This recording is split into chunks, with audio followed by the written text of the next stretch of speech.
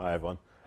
So I'm going to talk about drought, but mainly in the context of the future. And so Mike's done a really good job of hopefully explaining to you what drought is. And I'm not as good at Mike as defining stuff, so I'm just going to blaze through that.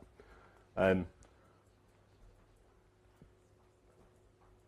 this not work? No, it's fine. Okay.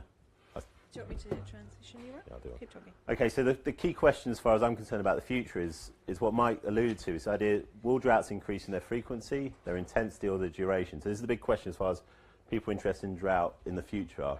And then there's this key role, so Mike's talked about this a little bit, how will CO2 affect this, how will temperature affect this, how will VPD affect this? And rainfall's uncertain. So these are the key sort of global change factors that play into drought. And then this final point is whether or not these models that we use can adequately project drought. So that's the key question. Amongst all of this, the key thing I actually want to talk about is assumptions. So I actually want to do a whole talk about assumptions. So really, even if you don't care about drought, this talk's really about what you assume and then what you predict. And you can apply that to anything you do, even if you're not about drought. Okay, so what do we know? This is the one thing we definitely know. These are climate models, all of them project increases in temperature. So this is RCP 2.6, which we've got no hope of following. And this is the kind of one we're tracking here. And pretty much all the models will say we're warming up. There's no doubt about that. That's what the models project. With that increased warming, you also get increase in VPD. So that's kind of the atmosphere demanding more water. So this is kind of, there'll be a future world, and this is what the models say. Will be warmer, and there'll be increased VPD. Yep. What's VPD? Oh, vapor pressure deficit. There we go. I thought you did that one. Sorry. I'm a plant person. What don't we know? This is the precipitation, okay? So this, again, if we just look at the RCP 8.5, what it generally shows is that the models think there's some sort of increased precip in the very high northern latitudes, and there's some sort of drying things in the mid-latitudes. But broadly, they don't really agree with each other. So you can go anywhere, and they're not really in agreement. So we know that temperature is going to increase, but we don't know what's going to happen to the precipitation. And because we're in Australia, let's drill into this. This is a figure that came up in one of the, from Nadia, this was at UNSW the other day, and I really like this. And what it does is it breaks down the potential future precipitation. So this is the change in precip. So in the last 30 years versus the last 30 years here, okay? And so what you can basically see is that if blue is increased wetting and sort of brown colours or reddy colours are increased drying. And you can pick any future you want for Australia. That's what? For 12 climate models, any future. And more importantly, they don't even agree on where it gets wetter or where it gets drier. And so this is the point. So if you want to project drought, and drought does rely on precipitation, you don't know what the future is going to be, okay? Ultimately, the precip is all about this interaction between the oceans and the atmosphere. So if this is your thing, trying to understand these climate modes of variability really drives the future precip. So if you want to know why the precip changes, that's what's important. But I'm more interested in how the land works. So here I've got these are wavelet plots. I'm not going to go into a lot of detail about what wavelets are, but Mike's talked about this. So this is Australia, and this is basically the Millennium Drought in here. And this is the periodicity. So you're looking for coherence between precipitation here and EVI, which is sort of a proxy for how the vegetation grows. And what you see is that at these shorter timescales, in these dry years, it's really about the precip and the vegetation. So that's what's really important. But also equally important, these modes of variability. So in the massive big wet year in 2011, it's all about these modes of variability. So if really you want to understand how precip's going to change and how that's going to affect drought, this is the kind of stuff you need to be looking at. But we're going to talk about drought, and so this has come up a bit before. And really, as far as most people are concerned, defining drought's difficult. And there's kind of three drought metrics that are vaguely used. You've got the Palmer Drought Severity Index, PDSI. You've got these aridity indexes, which is precipitation over PET, or you can express that the other way around sometimes. And it's SPI or SPIE. And so you had, I think, at least that one in the stuff you were looking at yesterday. And these are most commonly used. And the reason they're commonly used is they're very easy to compute. They basically rely on temperature and they basically rely on precip. You don't need a lot of other details generally. And so you can work these out. And so if this is your future world, it's basically about how the precip's falling and how we change what we then return to the atmosphere. And so if we want to look at what they project, Mike's done a little bit of this, so I'm going to do this in a slightly different way. This is what the PDSI says is going to happen in Western US and Southern Europe. And so in the blue histogram here, you've essentially got, or PDF, you've got a shift then as we move into the future. And so this is greater drought here, and you get a slight drop in the actual peak. So this means this has flattened slightly. So we get more frequent, more intense droughts in the future. That's a fairly standard projection from these types of models, and it looks fairly robust, right? Everything gets a bit worse. And the other consequence of that is this thing here, which is basically if you say droughts are going to get worse, you also say the drylands are going to expand. And so this is a bigger thing. This is Mike's picture of the very wet, very dry world. We get an expansion of drylands, so it's not looking so great for the future. But really what this comes down to is what's the assumption that's behind this. And really, what Mike mentioned here is this assumption here of PET. So this is an aridity index, which is PET over precip. And this PET basically is basically the demand of water from the atmosphere. And this is a plot of it here against CO2 here. And what the climate models is apparently saying, if you want to believe that, is this goes up. And the reason this goes up is it's driven by temperature. So as temperature goes up, demand for water goes up. The actual evaporation that climate models actually predict will happen roughly stays the same, or sometimes there's a small trend downwards. And so this is quite a different thing. So this is what these metrics are then used to say what will happen to drought. But the question is that at all consistent with what the climate models then tell you? And so this is the same plot again, but we're now looking at the mid-latitudes, and you've got precip here, and then temperature here. This is kind of a classic Whittaker type plot. And what I'm showing here is the potential evapotranspiration, the PDSI, and precipitation minus evaporation. Okay? And so the same picture here. Pretty much they're in the dark colours. So in the future, the PET goes up and everything gets a lot worse. That's fairly consistent with another metric. So if you use PDSI, if you use PET, you're getting the same sort of answer here. This is what the climate models actually say, and it's not consistent at all. What they're basically saying is getting a bit wetter, if anything. So if this was the climate model world, things would look all right. This would look fairly grim. And this is the point Mike made. If you want to use these outputs to look at drought, don't take the climate model outputs and then put them as inputs in another thing. It's basically black box modeling. You're taking the outputs from one thing, putting it through a black box and saying things are getting worse. You can't actually look at it, so don't do that. They typically overestimate drought. And the reason they do that is they ignore this response of CO2, but there's also this double counting effect. So these models are coupled. So as the land responds to the atmosphere, it then feeds back on the atmosphere. So you have this change in the humidity that's going on. That double counting means that that's already represented. But when they calculate these metrics, they basically then also recalculate some of these sort of coupling things. So just don't do that is basically the upshot of this. Or if you do it, think about what it means. Okay, so let's just use climate models, right? That's great. I've just sold you on why we shouldn't be doing it the other way. There's a slight problem there. So this is a study we did recently where we took a whole load of these climate models and we just looked at the historical period, see how well they can represent different types of drought. So I can't remember exactly which one. I think this was just, so this is just precip droughts. And what I'm showing here is the frequency of drought and then the intensity of drought. And I just want to make 2 points really. And so the key point is about half the models here say that they predict too high a frequency of droughts on a short term. So they're predicting drought far too often.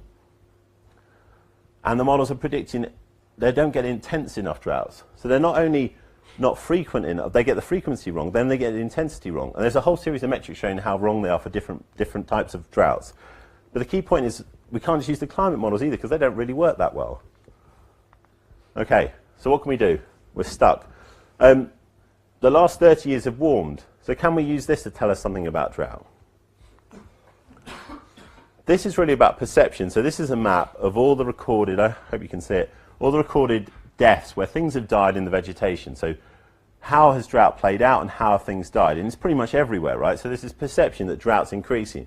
And this is really kind of what's driving the ecological community at the moment because they're seeing things dying, temperatures are warming, and this is kind of feedback effect. But the question, Mike brought this up as well, what's the baseline here? So we can look at drought since the 70s and say things have died, but what's it compared to? If you break down the Australia droughts, right, so things that actually died in the Millennium Drought due to drought, and actually go back to the studies and work out, did drought kill them? There's basically no evidence for that. It doesn't stand up. Track down all the studies of things that actually died in Australia. They're not dying. They didn't die during the Millennium Drought. So this is really important, this idea of perception. So same authors again, roughly.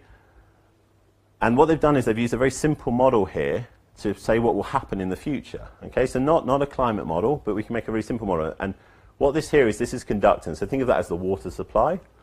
And then all these top terms, you don't need to worry about too much, but that's the supply of water. And then you've got some terms on the bottom. And basically what they are is, there's a height term, the amount of leaves you carry, and the vapor pressure deficit again. So, and what this basically projects is two things. In the future, the conductance will go down because the VPD goes up with temperature.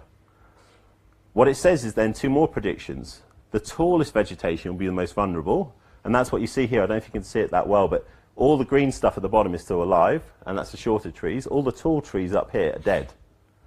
So it makes an important projection about height. So if you're very tall, unfortunately for the tall people, you're vulnerable. And also if you're carrying a lot of leaves, because leaves transpire water. So if you've got very heavily vegetated trees, they're vulnerable as well. So three important projections for the future.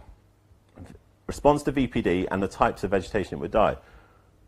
Anyone have any ideas what's missing from this equation? I do want you to talk at this point. Well, what do you think? Can I just take that equation and apply it across the world? What would happen if I did? They did. And they wrote a Nature Climate Change paper, by the way, just saying. And not you, because you're my student. Come on. What about this equation, right? So how does this equation work if you applied it to trees in England or trees in Australia? Anything missing in that equation, do you think? Go on. Sorry? Tree type. Okay, so different trees have different sort of sensitivities to drought. There's nothing about tree type in here, right? What it's saying is you can explain everything about tree type based on height and leaves.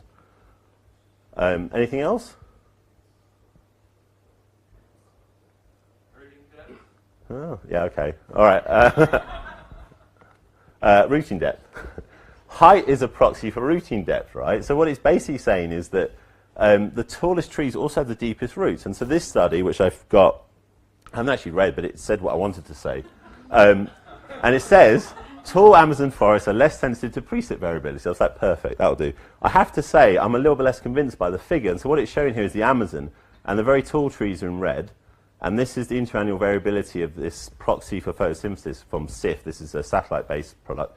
And I can't quite work out how those two things correspond to show this variability by height. But anyway, it said what I wanted. And it says the most important point here, that the tallest trees were 3 times less sensitive to the variability in precip than shorter trees. That makes sense. Their roots go deeper. They're more spread out. But this is the point. Does that tell us anything about vulnerability to drought? This is also from an Amazon experiment. This comes from Lucy Rowland, and actually this picture I think is by Patrick Meir, who's an ANU academic here. And what this basically did was this is the longest running rainfall exclusion experiment in the Amazon. So they basically, I don't know if you can see it very well, but they've got sort of instruments here to stop the water going into the plants. And they're trying to reduce the precip to see how the Amazon will respond to reduce precip. And what you basically see here is that by the end of the experiment, but towards the end, it's really the biggest trees that are the most vulnerable. They're the ones that died. So in one sense, I said there's stuff missing here, but there is evidence that says that this projection is kind of right. The biggest trees are the ones that died here. But the other thing that's missing is CO2, which none of you said. I can't believe that. None of you are plant people. But Mike's talked about this a lot, and this is what you see. So this is your 101 for plant biology. And what I'm showing here is increase in CO2 on the x-axis here. And then I'm showing you photosynthesis on the y-axis here, and then stomatal conductance. So how much the pores open and let water out. So that's basically what becomes transpiration. And you don't have to worry about the 2 lines, but the point here is that as you increase CO2, plants grow a bit more. But this is a saturating response. They don't just grow wild. It basically follows that green line, so it starts to level off. So we won't just get monstrous plants in the future. This is the key point that Mike brought up. So as you increase the CO2, stomatal conductance comes down. And what that's basically saying is the plants become more water use efficient. They can get more of this carbon and have to lose less of this water. So as far as plants go, high CO2 world is a nicer world for them. But that's not in the projections by the McDowell paper.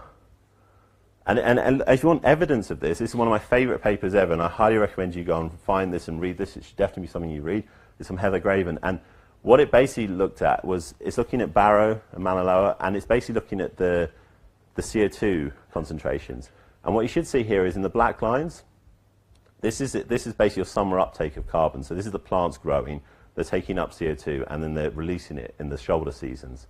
And what you basically, in the northern hemisphere where there's more vegetation, the reddy lines or pinky lines, pinky dots, are a bit higher there, and they're a bit lower here. And what this is the biosphere growing. The biosphere is greened up, and so it's basically taking in more carbon and it's exhaling more respiration. And this is one of the coolest things I think you can ever see. This is the evidence that the biosphere has changed its dynamics, and it's using CO2 differently. And here in the southern hemisphere, we have less vegetation. The change isn't as marked, but it's much clearer here. And so this is really cool. Mike showed this, I think, but from the BBC. And this is basically satellite-derived greenness. So it's a proxy for productivity. And what it's basically showing is that everywhere's pretty much greener, right? There's been some greening effect. So this is the same thing. This greening of the land surface is basically projecting how they're using CO2. This is a pretty cool figure. You can say this is CO2 if you want. I'm showing a snapshot of 3 places, 1925, 1993, and 2011. And what you should see is the change in the greenness of the surface. You have more vegetation by the end. And this is from South Africa. And basically, the evidence being invoked here is that CO2 is leading to this woody encroachment. And it's quite clear to see how the landscape has changed across these sort of, 80 years roughly. And so CO2 is a key component here in how the land surface is changing. But it's not in the McDowell equation. So I'm going to do a very simple equation for you. Mike talked about this is water use efficiency. And what the models all say, this is what the theory says, and this is what's in all the models. What they say is that the CO2 concentration is roughly proportional to the amount of photosynthesis, so A, over stomatal conductance. And there's 2 other terms in here. One's VPD and one's pressure, but we can just not really worry about those for the moment. So basically that's saying it's the amount of photosynthesis over the transpiration, roughly. Okay? And that's proportional to CO2. So if you increase CO2 by 50% into the future, you have to increase this ratio by 50%. But you can also play around with this a little bit to re-express this in terms of the VPD component. Okay, so this is basically my proxy for the McDowell equation they used. And what that says is that if you go under RCP 8.5, if you increase VPD by 40%, which is a fair increase, right, the water use efficiency is still going to be higher for plants. So even if you increase VPD, they're still more water use efficient. So on my back of the envelope calculation, we still end up better off. And the point here is that you can't just ignore CO2. You can't just throw it away and say it doesn't matter. It's not a warranted assumption. Okay, this is a very cool figure. This is from the Allen paper. This same group of people, right? They're driving a lot of this research at the moment. So what I'm showing here is precipitation going from wet to dry, and temperature going from cooler to warmer. And then you've got drought duration going from short to long, and then drought intensity going from low to high. And what they're basically, this is their little drawing for what they think the future will be. If this is your current climate envelope, basically as the precip goes down, as the temperature goes up, we get this future climate envelope. And in here, you have more mortality due to drought. And this is basically what you find if you look at any kind of species distribution models, which you may or may not have come across. And what these basically do is they take actual species, where real species are, and they come up with regression equations based on temperature and precip and some other factors. And what they basically then project is what happens in the future. And so this is basically what you get from a species distribution model. Current climate, everything's a bit worse. And so what I'm showing here, if you can see in the green, was so this whole area is with the distribution of these 2 different species. And then what these species distribution models, because they ignore CO2, basically said everything gets a lot worse. And that's basically a version of this.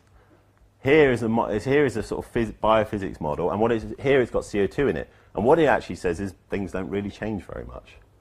So CO2 is the one component here that's the difference between that assumption and that assumption. Okay. How does CO2 increase water availability? So I've just talked about this. The models predict this drought interaction. So you reduce stomatal conductance, you have a bit more water in the soil. If you think about this as a bucket, if you transpire a bit less, you have more sitting around waiting for you. So it should be better in a drought, okay? You also have more carbon reserves. So plants have to open their stomates to get carbon. If they grow a bit more, they have a bit more carbon. So again, there's another factor here that could delay the drought. But the support for this kind of interaction is a bit mixed. We have these experiments where we manipulate CO2 and look what happens. The problem is that a lot of these experiments only look at sort of 10 centimeters of soil water. So they're not really telling us about what's happening. And the other key assumption here is that if plants increase their soil water, they can also grow more leaves, right? They have this water sitting around, they can use it. So what do the climate models say? And so what I'm showing here is this, this is from Berg et al. And what it's basically got, I think this is like latitude. It's a bit hard to look at it like that way around. And what you see here is the topsoil layer, and then this soil layers to depth. So this is like down to 3 meters across the CMIT models. And what they're basically universally showing is this drying of the topsoil layer. So everything gets a bit drier in the future. But as you go further down, that's not necessarily the case. At different latitudes, you see definitely a wetting up. It's not clear to say the soil profile, the amount of soil water, just gets drier throughout. Certainly the topsoil layers, that's definitely true, but it's not true throughout. So the question is, what's the key assumption that in these climate models that's missing? What's the thing they're not thinking about here? Does anyone have any thoughts? This is the soil water profile, okay? And so they're saying the topsoil layer is drying. Who works with these climate models? Anyone? Go on. It's on you then. What assumption do you think that they make about this soil bucket? Oh.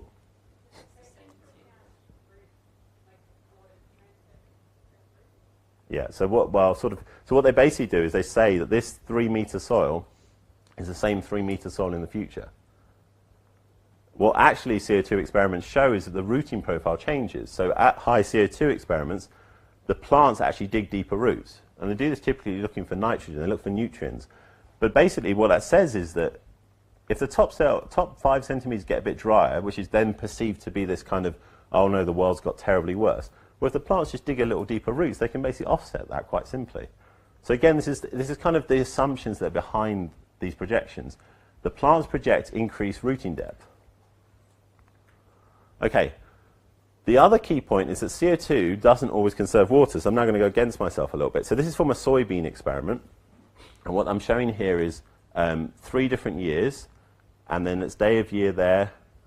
I don't actually know what it says. Soil water and then depth, okay? So the key point you're looking out for is that this is the blue colour. The blue colour shows that there was soil water saved. So the stomates clone, you had a bit more soil water. So in the first year, you should see there's some blue colours there. But it's a bit more mixed as you look through the years. There's some soil water saved here, but then definitely not throughout. And the last year, there's no soil water saving. So the key message from this paper is that CO2 didn't always lead to soil water savings. This kind of perception that, okay, well, high CO2, we save water. Well, it's sort of not true in this experiment. That's not what they found. And then what they did was basically a drought experiment. They reduced the precip for some of these plots for 3 of these years. And now things go really badly wrong. But there's a really important assumption they make here, right? So the CO2's gone up by 44%, which is like your 2050 levels. But they decreased the precip by 35 to 64%. But the precip was only a few hundred mils. So you have a system that doesn't have a lot of water, and then you absolutely smash the water out of it. So CO2 will not save you from all droughts ever. I don't think anyone's ever said that. It may give you a little bit more water, but if you're going to change the precip by these sort of quantities, it's not going to save you. So again, it's about your assumptions. The response to CO2 in these models is highly uncertain, and this is the biggest problem with using these models. We don't actually know how things are going to change. So we talked about the fact that the plants can save water, but they can also increase their leaf area. And so this came from a study we did looking at a eucalypt face experiment in Sydney. And what we did was we took a series of models and looked at what they project. And what I'm showing you here is the amount of soil water content and the amount of leaf area, and what they do at ambient CO2 and elevated CO2 in the red.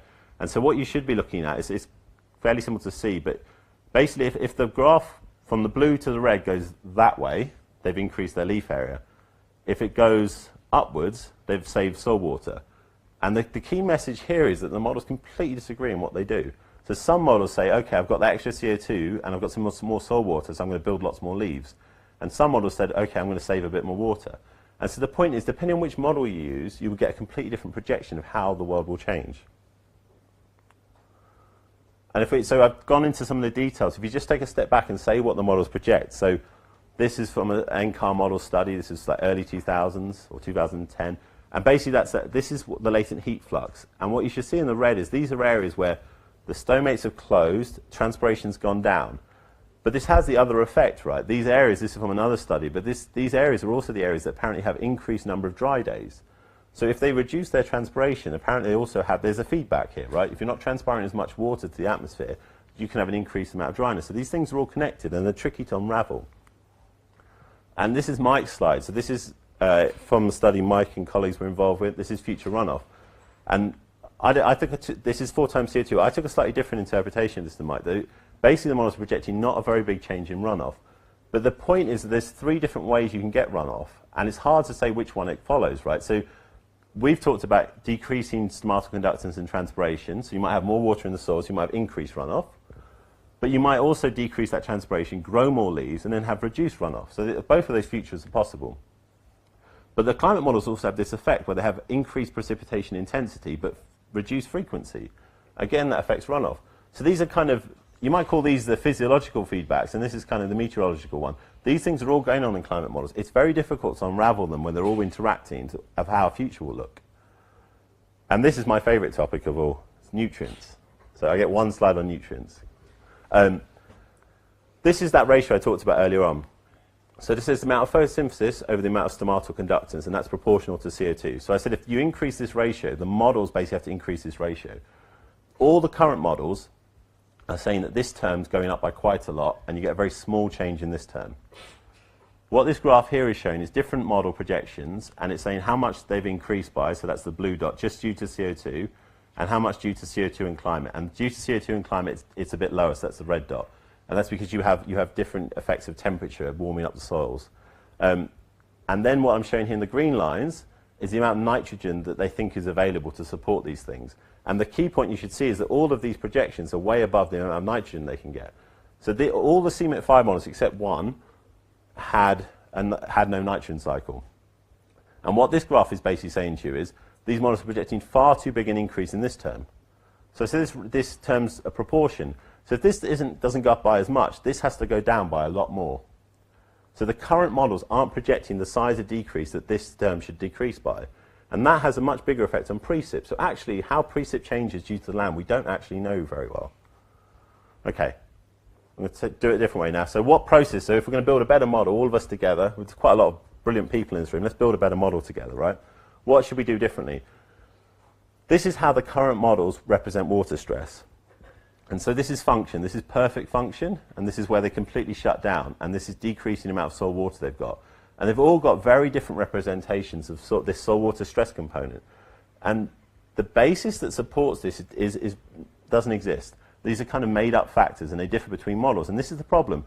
This model here will predict a lot of drought, and this model will predict no drought at all. And there's really no support for this. This is one of the key things we have to resolve in the new Centre of Excellence. The sensitivity to water stress is a really important component here, right? So this is from a model-based study, and so the black line is the observations. This is the latent heat flux, the amount of transpiration you've got, and this is time of year. So this is a Mediterranean site. And what this basically shows is this is what Kauwe, so the Australian model projects, is that basically it can't capture the drought. It's far too sensitive to drought in these drier ecosystems. And then until you capture some sort of representation, the sensitivity of the vegetation, you can't capture that drought. So the models will fail in these very dry environments. They're also going to fail at the other extreme, the wet extreme. This is that beta factor. So on the previous slide, that's that perfect function. So 1 up there. In the tropics, basically, the models think this is the dry season here in the grey. And the models say, well, I'm not stressed at all. And the reason for that is you have a system with 3,000 odd mils of rainfall, they're going to have massive buckets of water. If you take away a bit of rainfall, it doesn't matter to them. And the consequence for the models is this. This is what the observations say happens in the dry season. Transpiration goes down. The models basically say, nah, not bothered. So these are the two extremes. If you want to project how dry ecosystems will change, you haven't got a hope right now. If you want to project how wet ecosystems will change, you also haven't got a hope right now. So they need more biology, the models, moving forward. And this is kind of, this is how the real world actually works. So this basically is the amount of stomatal conductance here on this y-axis here, and this is basically increasing drought stress, if you want. And these are the two polar extremes of how vegetation responds. So some plants shut down very rapidly. They're very conservative of water. They want to protect what they've got. They shut down. And some plants just spend. They don't care. Okay, this is your terrible sibling who just doesn't care about money. And they're just going to spend all the money they can because they don't worry about it. Then there's inheritance coming somewhere. And this is basically how the world works. The current models don't represent these two behaviors. And these two behaviors, it's a spectrum of behaviors, okay? And this is a map of this apparent isohydricity. So basically the amount of regulation, how far off that behavior you are. And so if the climate models want to project what's going to happen in Europe, it's quite clear that there's different, you need both that behavior and both that behavior, you've got no chance. The current models don't capture this. So it's problematic. They also don't really have the dynamics right. So this is from a study on eucalypts. And this is the change in leaf area.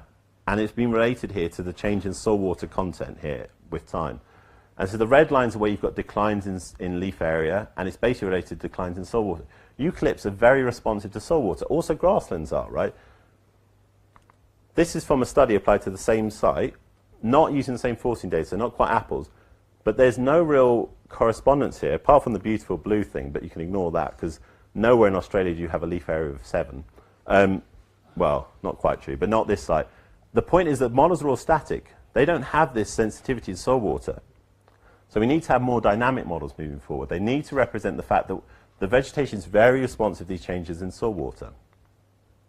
Legacy is really important here. Things die, right?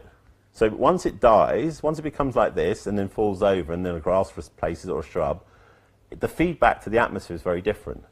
The climate models basically say that there's some decline in vegetation function, but then everything just goes back to normal.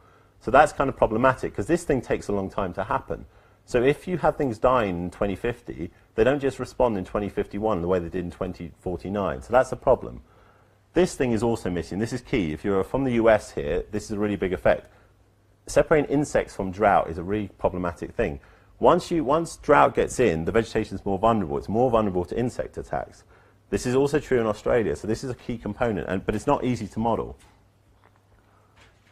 And these are kind of models that are meant to be better at representing drought mortality. So these are kind of more hydrological-based models. And what I'm showing here is that this is the chance of mortality, and this is time. And imagine these are our better models of projecting this. So they're saying that you either die here in 2020 or you don't die. These models are no better either. So we're a long way off projecting actual drought mortality. And finally, I think the key point is this idea of persistence. So the many droughts is sort of persistent drought. Models don't represent that well. So this study basically looked at drought persistence and was showing that these kind of long-term droughts were not well represented pretty much everywhere. And so the conclusions, the key point, Mike said this, drought's a complicated business, right? It's not straightforward to do. It's difficult to define. It's hard to know what it is. There's not an easy metric you can pull out of a model and say that's drought. But if you want to look at any studies, you need to know what they've assumed. Once you know what they assume, you can try and interpret what that means. And that's the key point. It doesn't matter what you do here moving forward, but it's all about this assumption. What do they assume and what does that tell you? I really feel quite strongly we probably shouldn't use these metrics. But at the same time, this is also true. The vegetation response to global change is one of the biggest uncertainties we have. So these metrics may not be perfect, but nor is using a model this way around. And so basically we come back to this first term. It's a complicated business, and I'll leave it there. Thanks.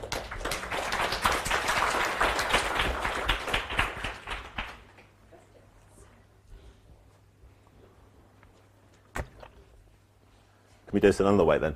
Can we have a show of hands who think it's going to be greener and then browner afterwards? So will the world be greener in the future? So Mike's picture, so gone, so just 2, and it will be browner? And the other hand, just what, somewhere in the middle? It's so boring. Yeah, that's in the middle, I guess. That's you not putting your hand up. From what you're showing, it gets green and then maybe they die very green. I think, so Mike and I both did this actually, because it's quite difficult to do, but Mike was clearer about it. The difference between aridity and drought, they're very different things. So something can become more arid, but it's not the same as when it dies of drought. Drought is the extreme, right? And they're kind of used as, they're kind of coated over, because it's difficult to define what drought is. It's not something you can pull out of your models easily. And so we kind of look at the evidence of whether it gets drier, more arid, but it's not the same as saying there was a drought event. And so I think that's problematic. And I think this is kind of this idea that even in this greener world we talked about, or this world where they have a bit more water, it doesn't save you from a drought. A drought lasts a long time. So if you had enough soil water to give you 2 more days of growing time, and the drought lasts 30 days, it doesn't matter. The drought still wins. Go. Does the sort of ratio between deciduous and non-deciduous trees have a big impact in climate models and how many leaves there are at a particular time? Yeah, I mean, not specifically for the drought question. I mean, there are differences. That's representing the climate models. So we have different types of vegetation. What they tend to do is they take all the vegetation in the world and they kind of try and separate into like 6 to 10 different functional types. And they do that from a simplicity perspective. But that's problematic because this study, I think, is a really nice paper, although I don't quite believe it's true, but it doesn't matter. What they've tried to do here is represent this isohydricity in the land surface. And what you should see is there's real gradients of colour here. But what they then tried to do is they tried to basically break that down into plant functional types, so what the models actually represent. And they've got this great graph where you see clear gradients in the land surface, and then they make them as bar graphs, and they all look the same. And so kind of what that's saying is that if we want to represent some of this behavior, we can't use the current approach we're taking. And lots of people have made similar arguments. So it is problematic, but I don't think it doesn't just separate on needle leaf versus broadleaf forest. If that makes sense. Does the model parameterize new plants growing differently to old plants? For example, like you showed the very not deep soil being really dry in the future. Do you think new plants growing will have more difficulty because of stuff like that, as opposed to the plants that are already fully grown? Yeah. So the growth phase, these models are kind of quasi-equilibrium models. They're not really about the growing period. As there are models that do that kind of growing thing more rigorously and think about the fact that leaves age differently. But that's not really represented very well when you go to fully coupled climate models.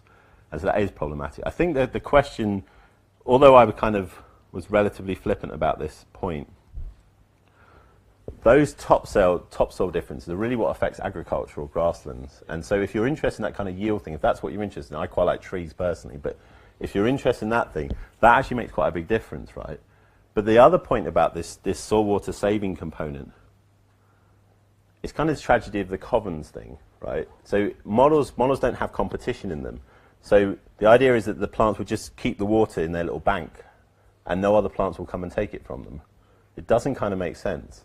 And this is one of the fundamental flaws in this logic.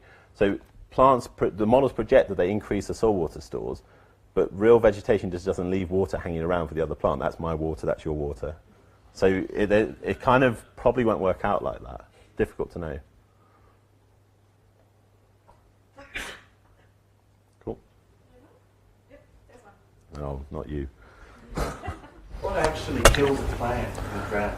No, yeah, well, so, or phrase another way to Mike's question. Well, phrase another way, how do you know when a tree's dead? How do you know when the plant in your house is dead? Its leaves are gone. Brown.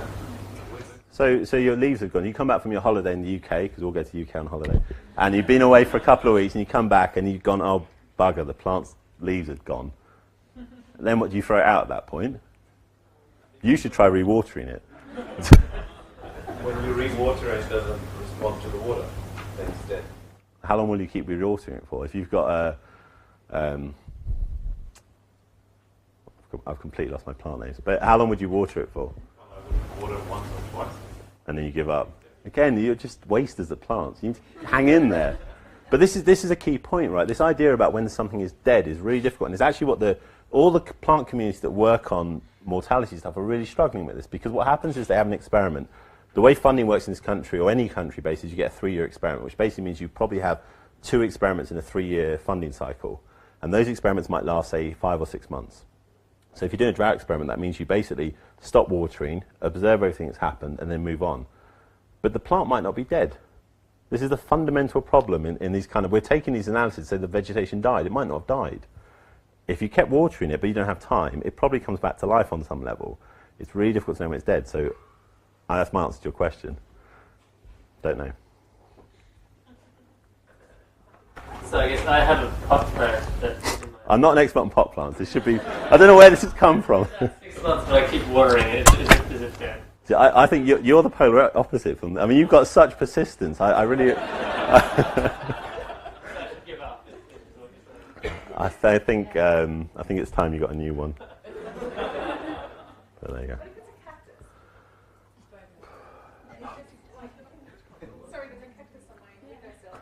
And it's a baby that came from a cactus that 35 years ago, and I'm worried that I've killed it, which would be really sad, but I don't think I have. But I figured.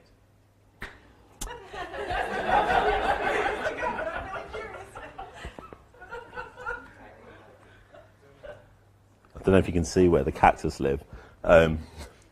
We don't do cactus so well. Who knows? I don't know about your cactus. So.